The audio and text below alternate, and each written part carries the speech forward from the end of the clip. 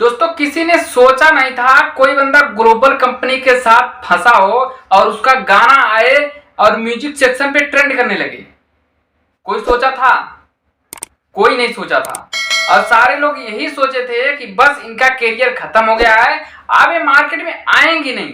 एक कहावत है ना, ये शेर को 2-4 दिन जंगल छोड़ देने से कोई जंगल का राजा नहीं हो जाता है, राजा शेर ही रहता जंगल का। तो भोजपुरी इंडस्ट्रीज के खेसारी लाल शेर हैं और रहेंगे।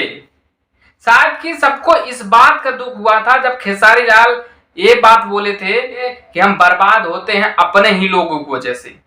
सबको इस बात का दुख हुआ था कि लग रहा है इनके टीम के लोग इनके साथ गद्दारी कर दिए और इनके टीम के ऊपर इतना बड़ा लाछन लग रहा है। यहाँ तक कि इनके फैंस इनका गाना सुनने के लिए इतना पागल हो जा रहे थे और इतना दिन 1 महीने से इनका गाना कोई सुनने को नहीं मिला था।